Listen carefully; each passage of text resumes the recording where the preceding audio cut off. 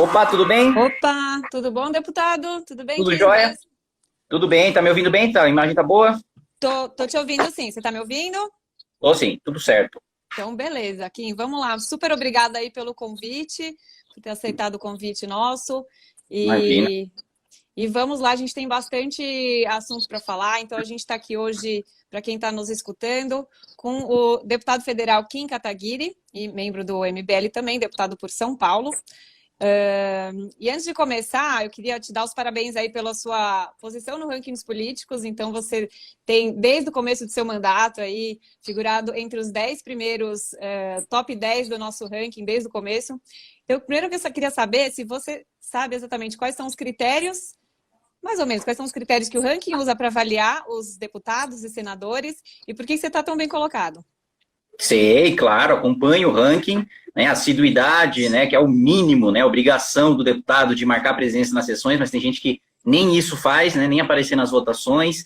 Em relação a privilégios também, sobre o uso da cota parlamentar, auxílio moradia, apartamento funcional, tudo que eu neguei, né, por isso a boa pontuação ali também na recusa dos privilégios. Também a questão da votação, né, eu sei que vocês mantêm um conselho para definir o posicionamento do ranking em cada votação, e eu também tenho votado alinhado aí com o interesse de descentralização do poder de Brasília, de passar mais orçamento para os estados e municípios, de centrar mesmo a atividade legislativa no cidadão, né, que tem impacto positivo na ponta. E também, claro, por último, mas não menos importante, processos judiciais, né? Que nesse aspecto também não tenho nenhum problema, nenhum processo, nenhuma condenação, não sou réu em nada. O máximo que eu respondo, mas isso não entra como critério no ranking, é crime contra a honra, que é calúnia, injúria, difamação, que é coisa de opinião, mas isso faz parte do jogo. Mas, enfim, são critérios com os quais eu concordo plenamente e aproveito a oportunidade até para parabenizar todos vocês do ranking aí pelo trabalho. Legal, obrigada. Fez a lição de casa, tá manjando aí sobre ranking dos políticos. Muito bom.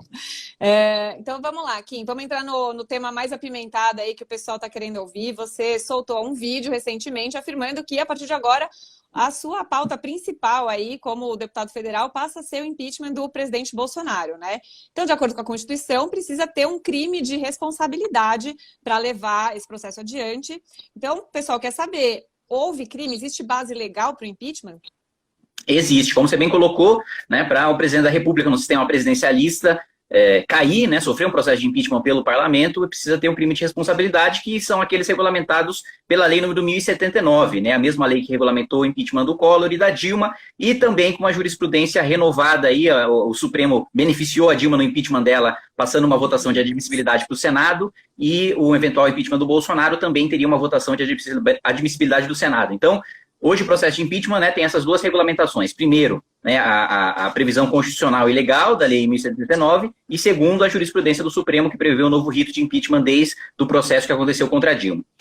Vários crimes de responsabilidade acho que podem ser colocados ali numa denúncia contra o presidente. Alguns deles já foram objeto do nosso pedido de impeachment, que a gente protocolou em março do ano passado, mas novos foram cometidos desde então acho que aqui seria bom para a gente elucidar e esclarecer todos os crimes de responsabilidade, pelo menos os principais, né, os mais graves que foram cometidos até esse dia 20/1 de 2021, porque a gente sabe que o presidente, com a sua atitude, continua cometendo crimes. Mas vamos lá para o primeiro deles. Houve uma compra, né, de cloroquina superfaturada, né? Às vezes o pessoal acha que é piada, acha graça disso, mas o fato é que o presidente da República desrespeitou a lei 8666, né, que é a lei que trata do processo de licitação, né, adquiriu, sem fazer a licitação, esse insumo, sem a justificativa, né, necessária. Todo ato administrativo precisa ser justificado, e a justificação do ato administrativo vincula o presidente da República. Então, se ele diz que comprou cloroquina porque tem uma comprovação de que o uso de cloroquina preventivamente ajuda a prevenir ou diminuir o número de mortes por coronavírus, ele precisa colocar isso na justificação, e caso aquilo seja falso, caso aquilo não se demonstre verdadeiro, ele pode ser responsabilizado por isso, né? Todo ato administrativo vincula o gestor público que edita, que solta, que publica esse ato administrativo. Então, antes de qualquer coisa, no desrespeito à lei de licitações, compra de cloroquina com sobrepreço de 167%, ou seja, mais do que o dobro daquilo que efetivamente valia, né, essa cloroquina, que vai acabar vencendo nas prateleiras de postos de saúde e de hospitais. Você teve também o custo de distribuição, né, desse medicamento para os estados e para os municípios, que não vão conseguir utilizar, porque a gente não tem casos de malária no país inteiro suficientes para utilizar esse estoque. Então, uma das previsões da Lei 1079, que regulamenta o impeachment, é justamente qualquer ato que atente contra a probidade da administração. Probidade da administração são aqueles atos que atentam contra princípios do direito administrativo. Então, a publicidade, se o presidente da República faz algum ato sem divulgar no Diário Oficial, é crime de responsabilidade. A eficiência, se o presidente da República adquire algo por um preço maior do que deveria, também é crime de responsabilidade, que é o caso da cloroquina. A probidade, se existe algum tipo de negociata, se ele recebe por fora para adquirir esse medicamento, a gente não tem provas disso, mas se fosse o caso, também seria crime de responsabilidade. Enfim, são basicamente esses os princípios de direito administrativo que, caso sejam violados, configuram crime de responsabilidade. A gente teve também outro crime, que é a interferência na ABIN, né, o uso da nossa CIA brasileira, né, nossa agência de inteligência, que deveria ser utilizada para combater o crime organizado dentro do Brasil e para nos fornecer inteligência e relatórios sobre a situação política e econômica de outros países, foi utilizado para advogar para o filho do presidente da República. Né? A ABIN, comandada pelo Alexandre Ramagem, fez relatórios, e isso já comprovado, com a chancela da ABIN, e inclusive isso deve ser objeto de CPI aqui dentro do parlamento, mas para mim está muito claro, você já tem a prova cabal, que é o relatório que foi encaminhado pela defesa e foi utilizado na defesa também. Quando você para ler os autos do processo do Flávio Bolsonaro, que não corre em sigilo, então qualquer um pode entrar e acessar, você vê que o relatório da ABIN foi utilizado na sua defesa, e isso também configura atentado contra a probidade da administração. Um ente público não pode utilizar servidores públicos da ABIN para fazer advocacia privada para um senador da República. Mais do que isso,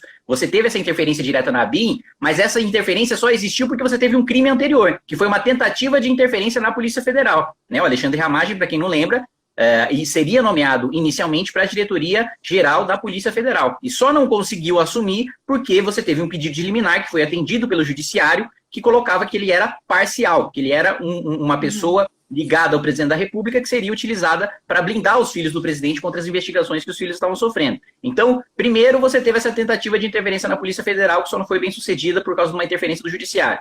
Depois você teve esse mesmo nome sendo indicado para a BIM para fazer exatamente o que ele tinha sido nomeado para fazer na Polícia Federal, que é produzir defesa e relatórios para o senador Flávio Bolsonaro. Esses argumentos todos vocês vão incluir no protocolo, porque era um antigo, né? Então vocês vão fazer um complemento dos novos argumentos. É um aditamento, né, que você faz no pedido, que com o mesmo pedido você consegue incluir novos argumentos, fatos novos ou provas novas, como é o caso ali da interferência da Polícia Federal. Nós já havíamos entrado na época, mas agora, com a comprovação do relatório da ABIN, ganha provas mais robustas, né? Então, a gente pretende fazer isso sim. Mas não são só esses os novos crimes de responsabilidade. Você também teve a concessão de renúncia fiscal sem previsão legal. Né? Um dos crimes de responsabilidade é crime contra a lei orçamentária. O presidente da República não pode abrir mão de receita ou criar despesa sem previsão legal, sem ter aprovado antes pelo Congresso Nacional, né, na sessão conjunta que a gente faz aqui com os deputados e os senadores. E o presidente da República concedeu renúncia fiscal, concedeu subsídios tributários sem previsão orçamentária no orçamento de 2020. E isso foi reconhecido pelo Tribunal de Contas da União. Né? As contas do presidente foram aprovadas com ressalvas, e as ressalvas foram esses benefícios tributários ilegais, que também configuram crime de responsabilidade, porque não foram aprovados previamente pelo Congresso Nacional. O presidente não pode acordar de manhã e decidir desonerar determinada indústria, desonerar determinada empresa, porque ele quer, porque ele sofreu pressão de determinado setor. Não, ele precisa passar por um processo de discussão do Congresso Nacional, para depois você ter a concessão desse benefício tributário.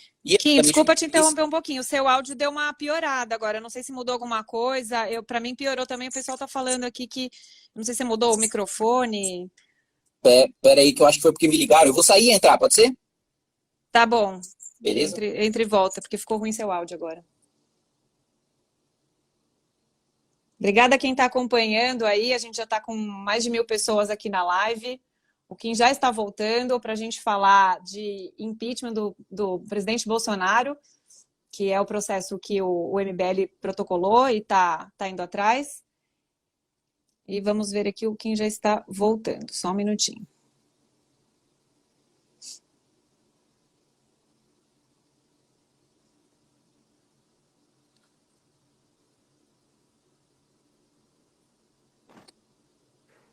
Voltou? Agora ficou bom de novo.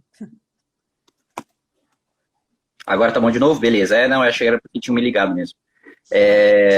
Então, continuando, né? O presidente da República não pode conceder renúncia tributária sem passar pela aprovação do Congresso Nacional, e foi exatamente isso que ele fez. Então, esse é mais um crime de responsabilidade que tem uma previsão específica na Lei 1079, que é você atentar contra a Lei de diretrizes orçamentárias e contra a Lei Orçamentária Anual, que a gente aprova todos os anos.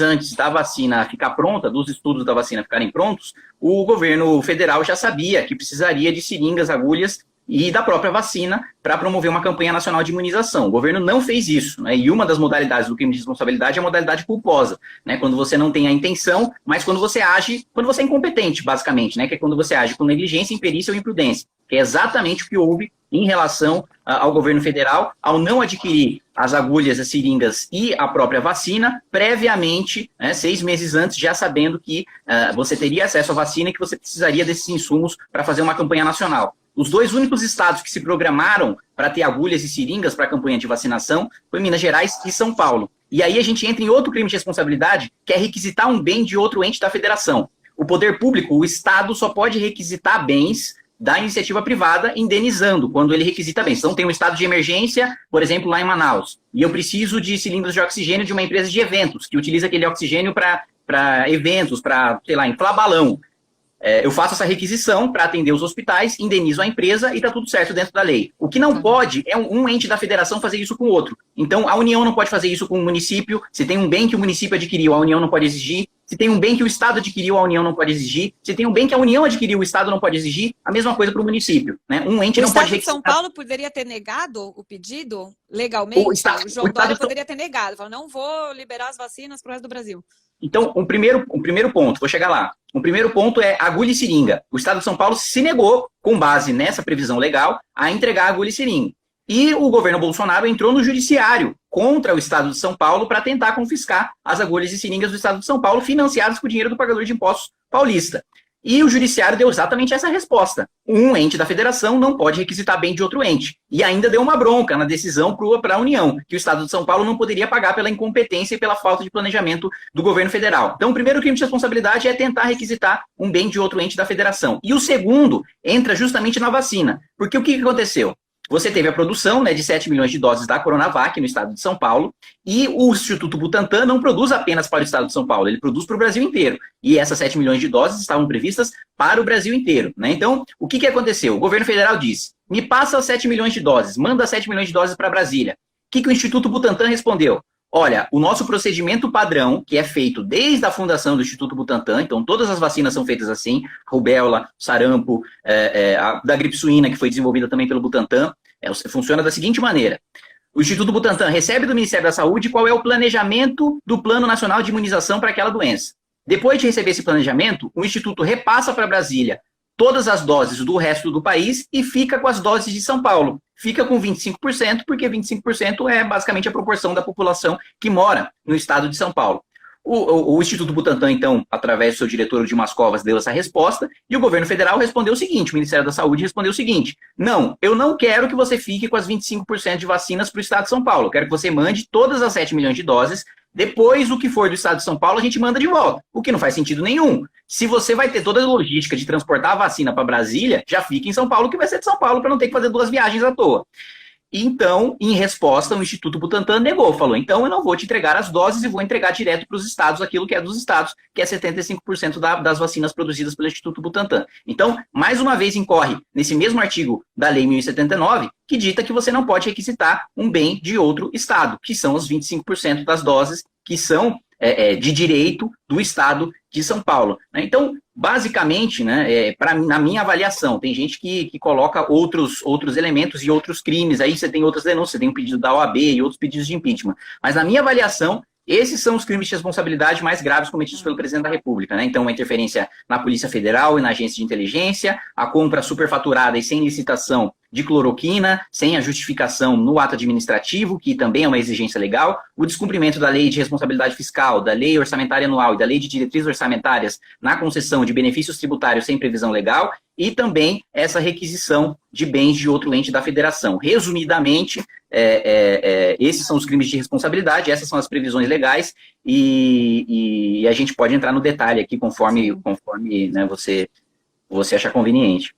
Agora, Kim, tem muita gente que concorda com inúmeras falhas do governo Bolsonaro, enfim, por todos os motivos que você citou, né, a questão da administração de toda a pandemia, mas não é consenso que impeachment é o melhor caminho, porque é um processo extremamente penoso para o país. O Congresso tem reformas super importantes para aprovar, reforma administrativa, tributária, tem uma agenda para cumprir, e o impeachment, ele paralisa o país. A gente já passou por dois, né, um no seu tempo de vida, você é novinho, e paralisa o país por um ano, digamos aí. Então, dito isso, assim, a pergunta é, vale a pena todo esse processo, sendo que tem tanta coisa importante que precisa andar no Brasil? Com certeza, porque enquanto não tiver impeachment, nenhuma das reformas vai caminhar. O governo, se quisesse ter feito reforma tributária e administrativa, teria feito no primeiro e segundo ano de mandato. Hoje, por que ele faria? Não entregou até agora a reforma tributária. Mas está no Congresso.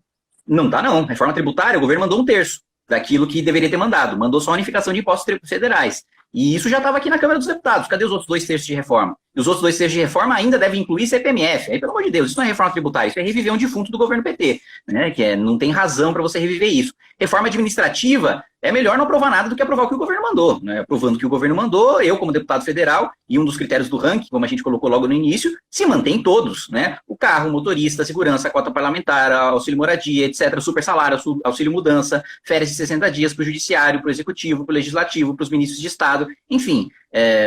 Qual é o grande benefício dessa reforma apresentada pelo governo, além de tirar a estabilidade do baixo escalão do funcionalismo? Você sequer precisaria fazer isso, era só regulamentar a análise periódica de desempenho para mandar embora o servidor que não trabalha ou que trabalha mal. Você não precisa acabar com a estabilidade para isso. Então, não vai caminhar a agenda de reformas, seria a mesma coisa, eu comparo, né, quando as pessoas me questionam isso, com o governo Dilma, né? A gente parasse para falar, não, gente, o governo Dilma realmente está ruim, tem crimes de responsabilidade, mas vamos ajudar ela a fazer a reforma da Previdência vamos lembrar que ela estava com o ministro liberal, né? Na hora que o país afundou, ela tentou largar ali a nova matriz macroeconômica e chamou Joaquim Levy, né, que o Bolsonaro depois chamou para o seu governo, que é um liberal, e que estava com uma proposta de reforma previdenciária e de teto de gastos. A gente poderia, então, não ter derrubado a Dilma e ajudado ela a fazer a reforma da Previdência e o teto. Ela ia fazer? Claro que não, ela não tinha mais condição política para isso e tinha cometido crime de responsabilidade. Na minha avaliação, uma imoralidade você manter um presidente da República que comete crime. Da mesma maneira, o Bolsonaro não vai ter reforma, ele não tem nenhuma intenção de conduzir reformas. E mais, foi depois do impeachment da Dilma que a gente teve o período mais reformista do país desde a redemocratização,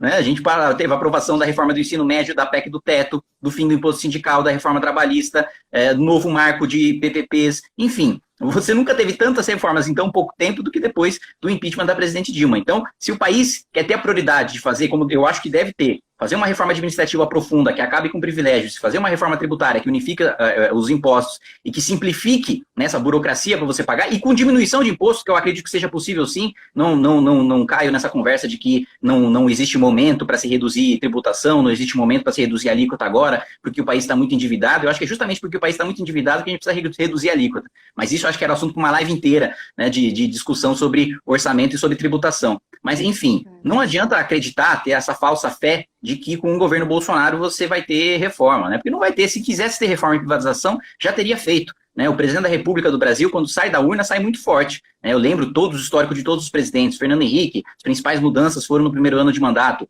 né? O Temer, principais mudanças no primeiro ano de mandato. O Collor conseguiu no primeiro ano de mandato confiscar a poupança de tanta popularidade que ele tinha saído da urna. O Bolsonaro, que saiu com uma popularidade ainda maior, em vez de aproveitar isso, preferiu, né, aderir a uma agenda mais corporativista, uma agenda de aumento de gasto público lá com o Pró-Brasil, passou a inaugurar a obra ali no norte, no nordeste, para poder Vasco. Né? Vamos dar esse crédito aí. Não dou, porque o Bolsonaro mais atrapalhou na reforma da Previdência do que ajudou. A única vez que ele me pediu pessoalmente voto para a reforma foi para tirar policial federal, né? Então, ele em si dava entrevistas desastrosas, falando que se pudesse não faria, que é um mal, que é ruim fazer, que estava fazendo por obrigação. Então, mais atrapalhou aqui no trâmite da casa do que ajudou. E se ele tivesse pego o relatório que já estava pronto do deputado Arthur Maia da reforma previdenciária do governo Temer, a gente poderia ter aprovado a reforma da Previdência já em fevereiro e partido para a tributária no resto do ano. E não foi isso que ele fez, né? Ele preferiu, por vaidade, iniciar um novo processo para daí passar uma reforma da Previdência com o nome do Paulo Guedes, para então partir para outra reforma, né? Ele havia prometido, uma semana depois que aprovou a Previdência, mandamos a tributária.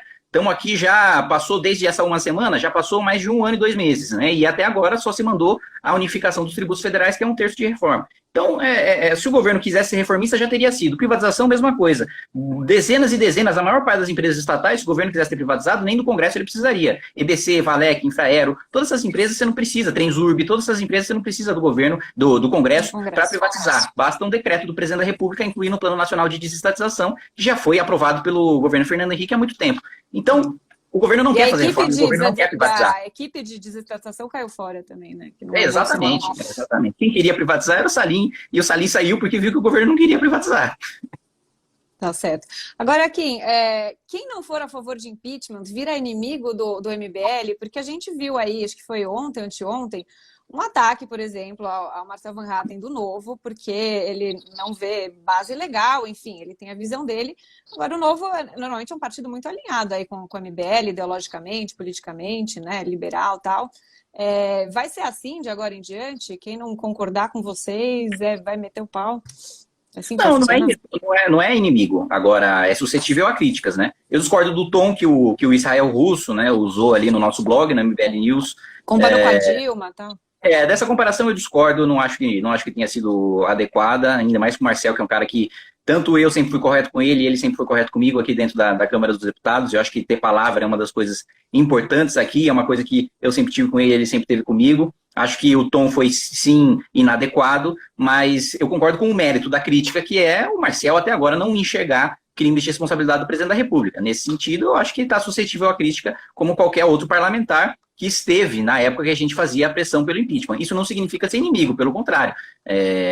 Sei lá, semana que vem eu posso tomar um chopp com o Marcel tranquilamente, sem problema nenhum, e converso com ele sem problema nenhum. Acho que o Israel Russo, sim, pesou a mão demais ali na comparação com a Dilma e até do Queiroz. O Queiroz eu vi que ele tirou do ar, e em relação à comparação com a Dilma, pelo que eu tenho, até conversei com ele para ele fazer uma nova publicação e tal, esclarecendo que é uma crítica política e tal, que não tem nada pessoal, mas não se torna inimigo não, de maneira nenhuma. Tá bom, então. Agora, assim, quando a gente anunciou essa live, né, na página do Ranking dos Políticos, ia ter uma live, o tema ia ser impeachment, teve, assim, uma inundação de críticas aí, principalmente da ala bolsonarista, que é contra. Em que momento? E o MBL, em algum momento, apoiou a eleição do Bolsonaro, nem que seja no segundo turno. Em que momento que você falou, bom, isso aqui, já deixei essa ala bolsonarista de lado e teve um racha e assumiu isso? E por que eles têm tanta raiva do MBL?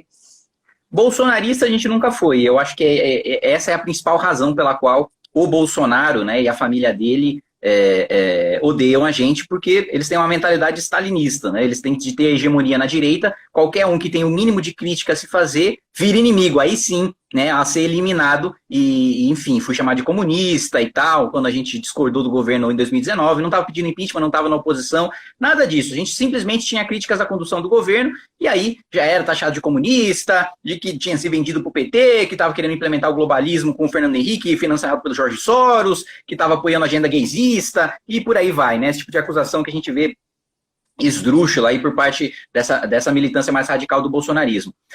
Agora, críticas ao bolsonarismo a gente sempre teve, até na primeira semana de mandato, eu e o Marcel protagonizamos ali um embate com o líder do governo, na época, né, o Major Vitor Hugo, que tinha feito um acordo com o PP para conceder aumento de salário para os servidores da Transurb. E a gente falou, primeira semana de mandato do governo Bolsonaro, a prioridade é dar aumento de salário para funcionário estatal, né, fazer um acordo com o PP para dar esse aumento, pelo amor de Deus, ainda é do Rio Grande do Sul, né, por isso que o Marcel se envolveu tanto. Precisa fazer isso, vocês acabaram de sair forte da urna, vocês vão fazer um acordo para aprovar isso aqui, não tem o menor sentido, né? Então, essas críticas ao longo de 2019 sempre existiram. Em 2020, acho que efetivamente teve uma ruptura completa, que foi na condução da pandemia, que realmente não dava para assistir o presidente da República voltar todo o governo para lotear cargo para o Centrão, abandonar completamente qualquer privatização, qualquer reforma, ao mesmo tempo em que liderava aí um morticínio de mais de 200 mil pessoas, com uma das maiores taxas de mortes por 1.000 habitantes, justamente por negar o óbvio, né? O que líderes conservadores do mundo inteiro reconheceram, o Boris Johnson, o Benjamin Netanyahu, que a vacinação era importante, que o distanciamento social era importante para evitar o colapso dos hospitais e que o governo federal, o presidente da República, o primeiro-ministro, deveriam ter um papel de liderança nesse período de pandemia, coisa que o Bolsonaro não só não teve, como cometeu os crimes que eu coloquei aqui para você mais cedo. Então, realmente foi durante a pandemia, em março desse ano, que foi quando a gente teve esse rompimento, e que adotamos uma postura abertamente de oposição. Quando a gente chegou num ponto limite, falou, agora não dá mais, já chegou num momento em que o saldo do governo, o governo causa mais mal ao país do que bem, já não é um governo razoável que tem algumas críticas pontuais que a gente possa fazer para melhorar. Não, já é um governo desastroso que, eventualmente, por algum erro do destino, solta coisas razoáveis ocasionalmente, mas, em regra, já é um governo criminoso, né, que não tem mais condição de se manter no poder. Tá, ok. Agora, o andamento do impeachment vai depender diretamente de quem vai ser o futuro presidente da Câmara, que vai ter eleição no dia 1º de fevereiro, né? Então, dito isso, é uma decisão muito importante do Congresso. Eu queria saber se você já decidiu em quem vai votar, quem que você está apoiando, e quem é sua aposta aí, quem você acha que vai ganhar. Olha, eu estava pensando em apoiar o Marcel, né? Só que o meu posicionamento de oposição, né, de querer um presidente da Câmara que acolha o pedido de impeachment e dê andamento da denúncia, faz com que eu reconsidere, né, o meu voto. E, enfim, depois da resposta da entrevista dele de ontem na Jovem Pan, acho que ficou muito claro que ele não abriria um processo de impeachment contra o presidente da República por não enxergar crime de responsabilidade. Então eu estou nesse momento órfão de candidato, porque eu não vejo nem no Baleia Rossi, nem no Arthur, muito menos no Arthur Lira, qualquer alternativa, seja para representar o liberalismo, seja para acolher o pedido de impeachment contra o presidente. Então, realmente você vai ter que votar. Eu vou ter que votar, então vamos ver. Pode ser que eu vote branco, né? Hoje se você me perguntar, se posiciona agora em alguma coisa, eu votaria branco. Não tem ninguém que represente aquilo que eu acredito. Eu prefiro perder com aquilo que eu acredito do que votar em alguém que vai comprometer meus valores no longo prazo, vai pautar coisas com as quais eu discordo, que é o que fatalmente vai acontecer se eu votasse no Baleia ou se eu votasse no Arthur. Sempre tem o menos pior, né? Mas, enfim... Aí tem que ver os seus critérios. Eu fui na de menos pior em 2018 e elegi o Bolsonaro. Eu não vou mais nessa. Agora, falando um pouquinho de eleição para 2022, eleição presidencial, você tem alguma aposta já de centro que você faria ou se aliaria a alguém aí que está despontando como uma possível candidatura para presidente? Eu acho que hoje pessoa que eu poderia apoiar, mas eu cada vez menos acho que quer disputar a presidência, é o Moro, né?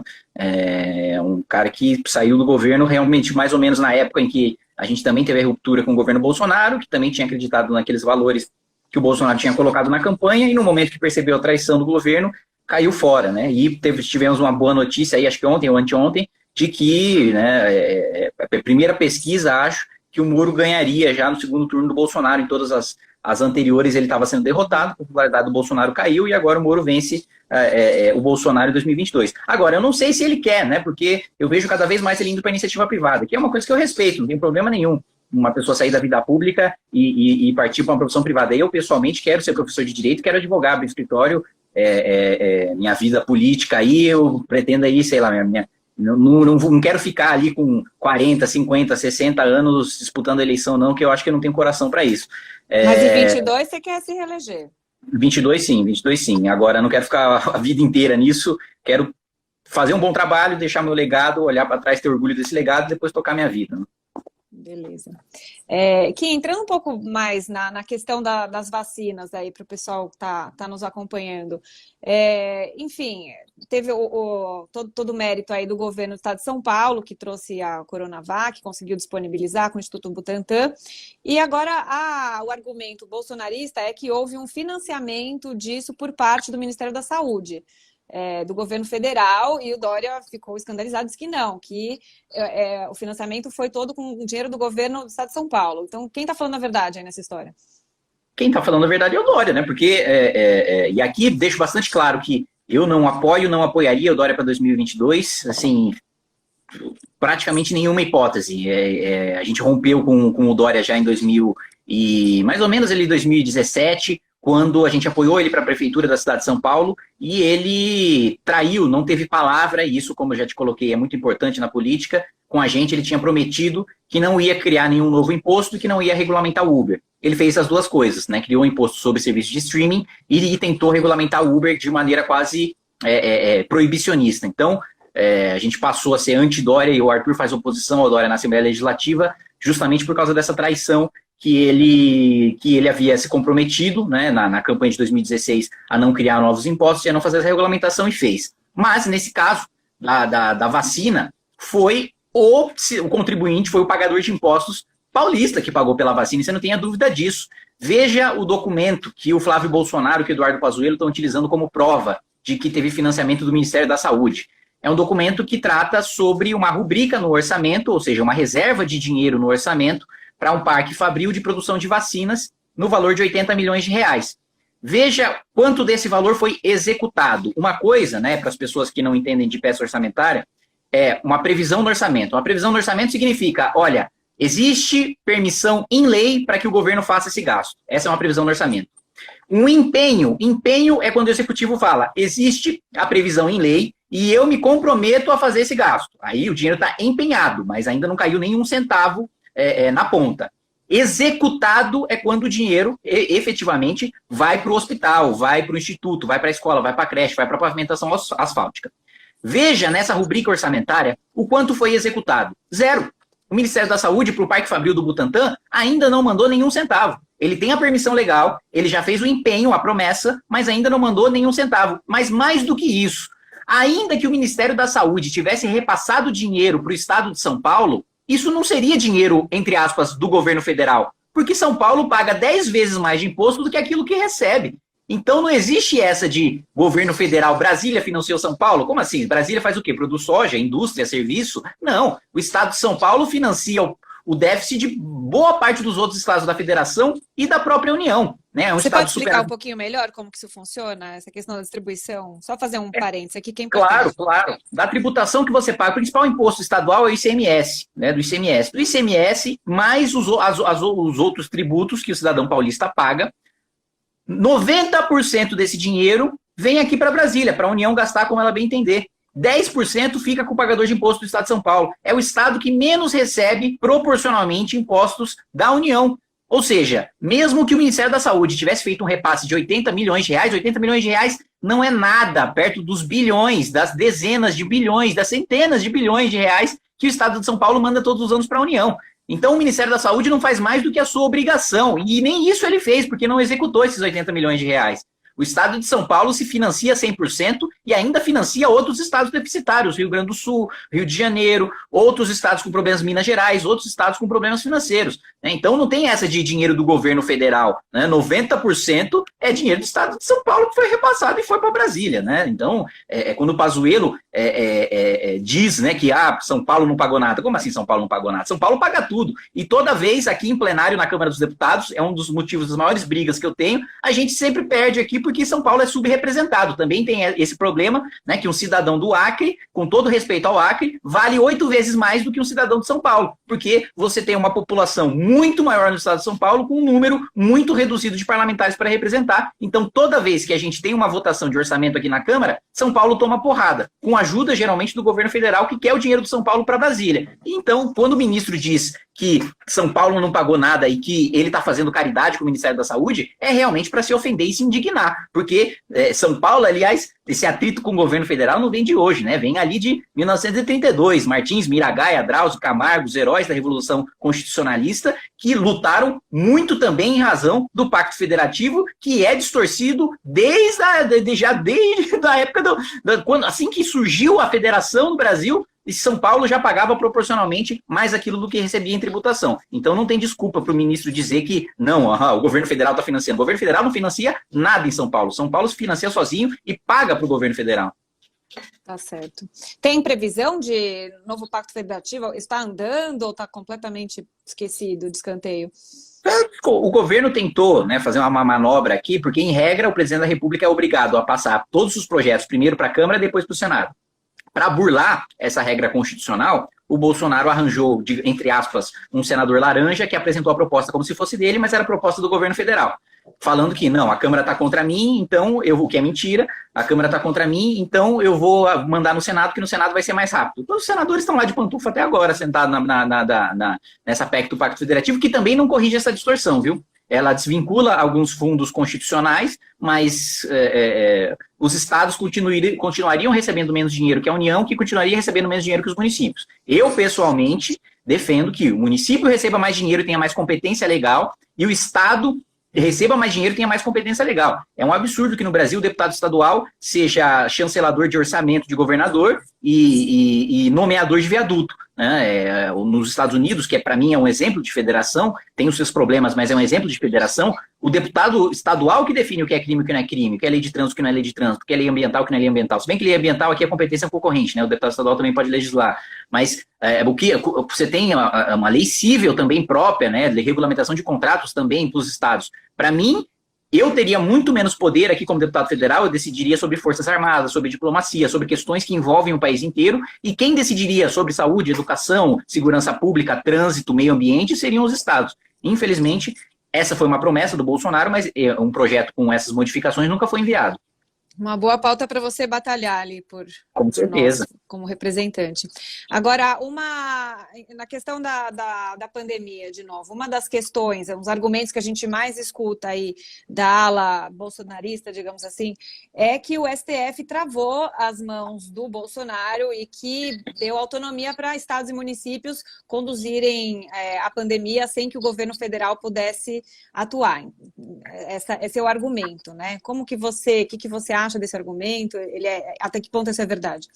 É mentira pura e simples, né? O que o Supremo fez foi basicamente reconhecer aquilo que a nossa Constituição prevê. A competência para tratar de saúde pública no Brasil é concorrente. O município é responsável, o Estado é responsável, o Presidente da República e a União são responsáveis também. Então, é exatamente isso que foi previsto. O Presidente da República manteve todos os poderes. Ele podia coordenar Plano Nacional de Vacinação, podia coordenar tratamento, qual seria... Tanto que se o governo federal não tivesse o poder de conduzir ou de fazer compras de insumos para tratamento de coronavírus, eu não poderia ter comprado cloroquina e distribuído para os estados e municípios, né? Decidido qual insumo médico seria utilizado pelos estados e o insumo hospitalar seria utilizado pelos estados e municípios. Então, a narrativa bolsonarista é de que o Supremo transformou o Bolsonaro só num repassador de dinheiro, o que é falso.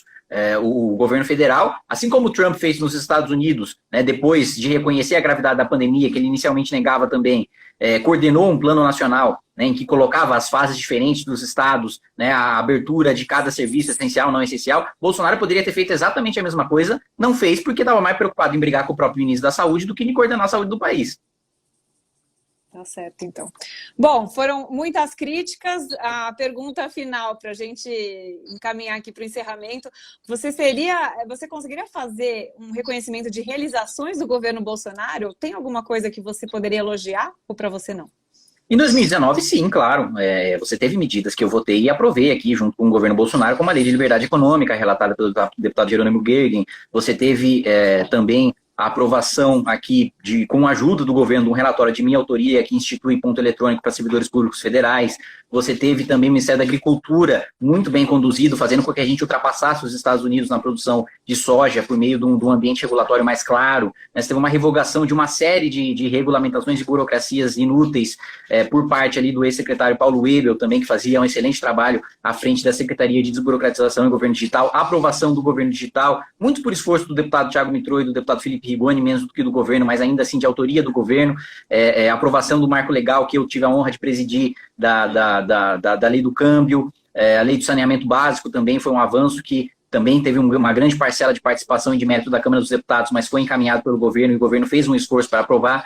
PR do Mar, do projeto da cabotagem, enfim, você teve projetos positivos sim, mas que não justificam o estrago causado pelo presidente, principalmente durante o ano passado. Em 2019, acho que o governo teve boas iniciativas, mas em 2020, a partir da prisão do Queiroz, parece que o Bolsonaro voltou todo o seu governo para defender a própria família e abandonou completamente a agenda reformista. Entendi. Tá bom, Kim, muito obrigada aí pelo seu tempo, obrigada ao pessoal que está assistindo, acompanhando, espero que tenha esclarecido aí a dúvida de todo mundo. Quer falar mais alguma coisa aí, deputado?